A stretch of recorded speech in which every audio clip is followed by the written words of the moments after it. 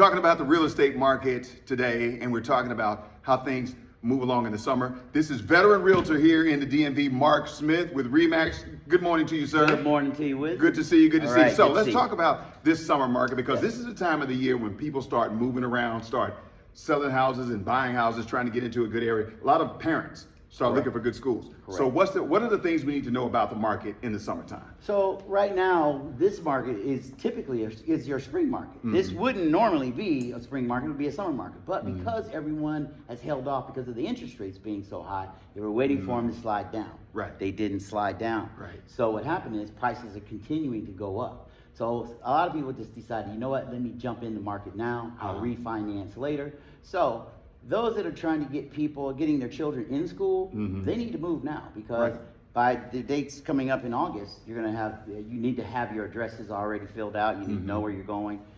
So yeah, I mean that's pretty much it right now, the way the market is running. So what are the things that people need to know about buying?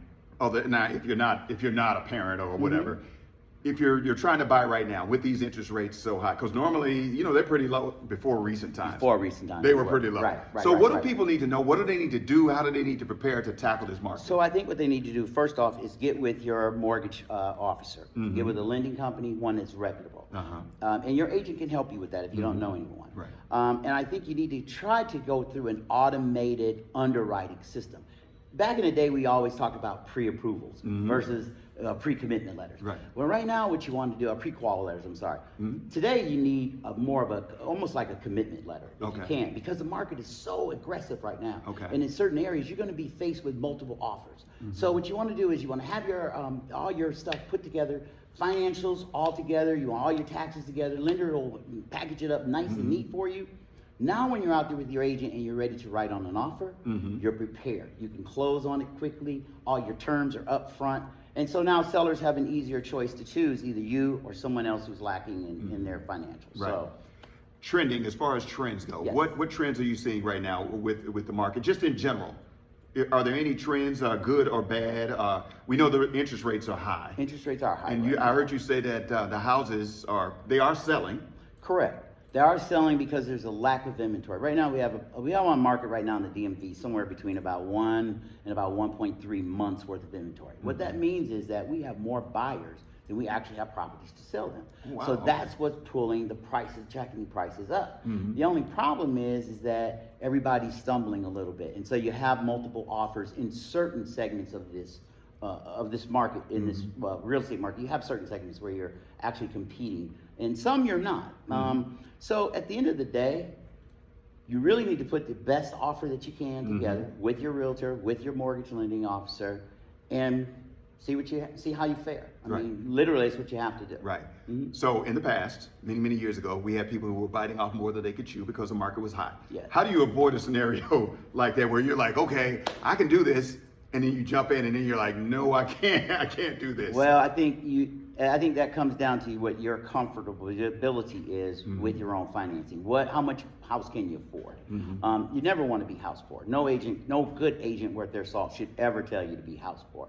So you have to figure that out as far as, do you pull from 401ks? Do you pull from additional savings account that you need? Because again, when you're in these multiple contract situations, you may have to go above and beyond the list price. Right. And that's where you sometimes have to pay the difference of the appraised value in cash versus what you contracted for. Right. So have money. have money.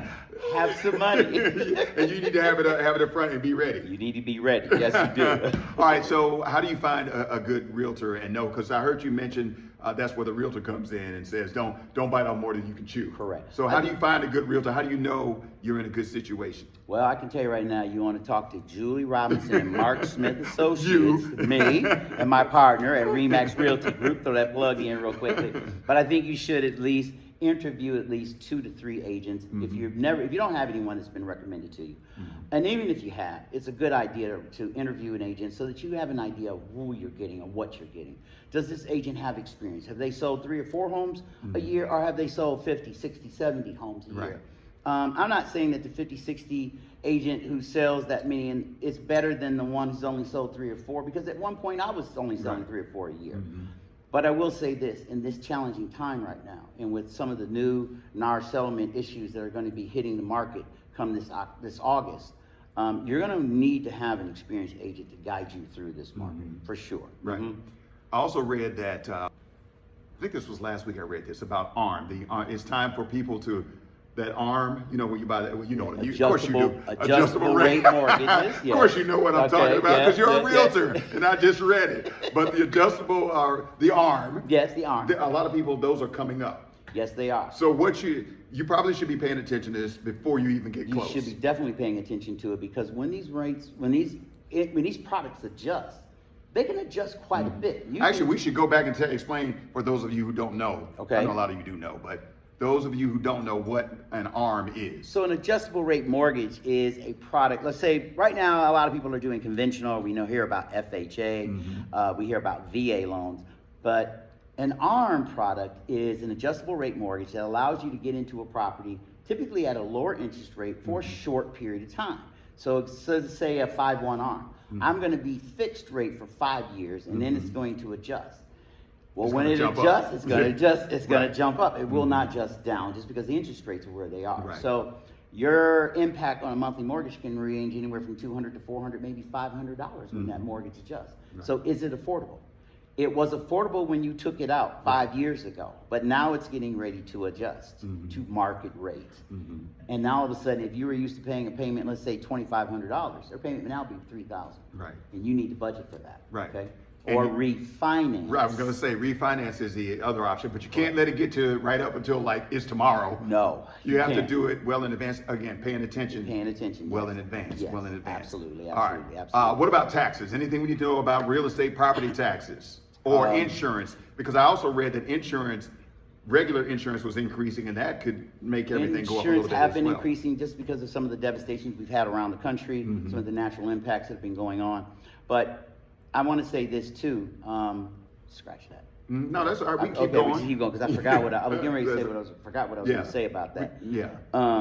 Say that again. Well, I was just talking about how insurance rates, but insurance rates. Insurance rates are going up, and I've been reading about how if your insurance, your personal insurance goes up, then you're going to have to pay more in your mortgage. You're going to be paying more. So also what's going to happen in paying in your mortgage is not only has interest rates gone, so interest rates are up, insurance is up, but also what's up is the fact that, I don't know why I keep throwing this out. I've lost it again. That's like, because wisdom is keeping you too long. That's what it is, yeah. So interest rates, what else? Interest rates, insurance rates, property taxes, all those things. I know what it was. Okay. So property taxes are actually being assessed this year for 2024. Okay. Julie and I have received dozens of calls from people going, help, because my mortgage payment is changing. So what do you do? What's going on is, well, you have a couple of options. You can talk to your bank who services your mortgage, and you can say, hey, I would like to pay the difference in my escrows that are short. And the reason your escrows are short is because when you set up your mortgage, you set it up based on what we call a PITI, principal, interest, taxes, and insurance. So all of those things, such as your taxes, your taxes and your insurance, are cut out and are paid separately by the lender. Okay. Well, guess what? Your taxes just went up another $1,000 because all of our property values have gone up. Okay. Taxes are getting ready to go up as well. Your escrows are short, which means that the money that's been pooled and been set aside, we're going to be short on those. So you can ask your lender, can you pay the difference in full up front? Or you can net it out into your mortgage over a 30-year. You can net it out over a 30-year amortized schedule. Okay. I personally would just go ahead and write a check and pay it off to keep my mortgage payment the same. Okay. What if it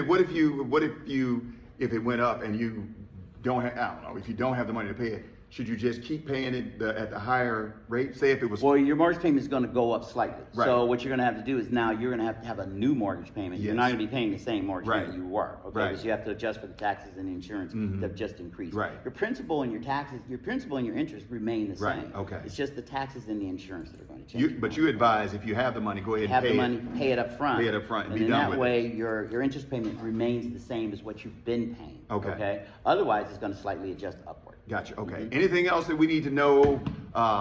Did you give me your website? Oh, website. JulieandMarkHomes.com or MarkandJulieHomes.com.